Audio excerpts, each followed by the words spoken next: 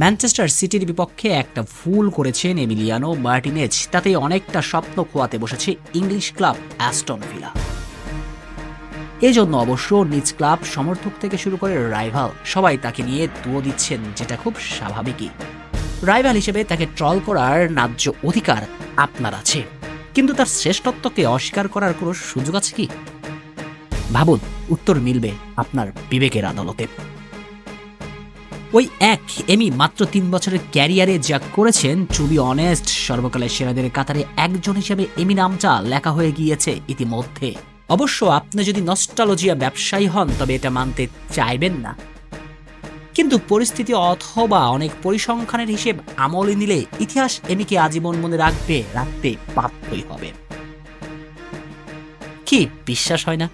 আচ্ছা, দেখিয়ে দিচ্ছি, চলুন। বলুন তো, ইন্টারন্যাশনালে কয়টা গোলকিপার টানা 3টা টুর্নামেন্টে গোল্ডেন গ্লাভস জিতেছেন দেখাতে পারবেন? অলিভার কান, বুফুন, নোয়ার, ক্যাসিয়াস টানা 2টা জিতেছেন অবশ্য, কিংবা দিদা ইতিহাসের এমন সব কালজয়ী গোলকিপারদেরও এমন কীর্তি নেই, অথবা ইতিহাসে আর কোনো গোলকিপারের এমন কীর্তি আছে কিনা সেটা অনেক ঘাটাঘাটি করলেও খুঁজে পাওয়া দুষ্কর। ইন্টারন্যাশনালের ব্যক্তিগত এই অর্জনে সম্ভবত এমি সবার সেরা। এছাড়া 2টি ফিফা বর্ষসেরা, একমাত্র গোলকিপার হিসেবে 2টি লিও ইয়াসিন ট্রফি আছে তার। আর কি চাই সর্বকালের সেরা হতে বলুন তো?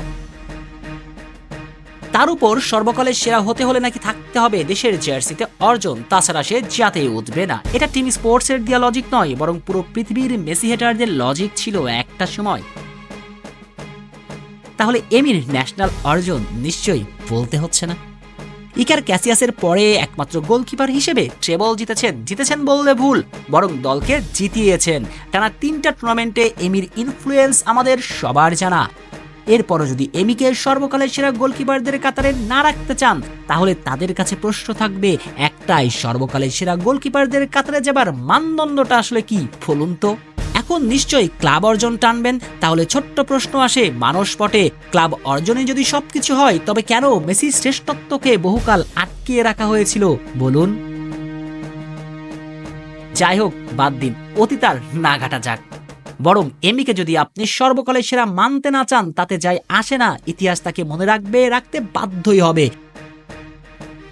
নশ্বর এই পৃথিবীতে সবকিছুই হয়তো একদিন ধসে যাবে, সহস্র বছর পর মানুষ পাবে নতুন সভ্যতা, আর সেই সভ্যতা সংস্কৃতিতে বেড়ে ওঠা মানুষরা বলবে এই পৃথিবীতে একদিন ফুটবল নামের একটা খেলাও ছিল, আর সেই খেলার 20 শতকের গোলবারের সম্রাট ছিলেন একজন, আর তিনি লিওনেল মেসির প্রিয় দিবু এমিলিয়ানো মার্টিনেজ।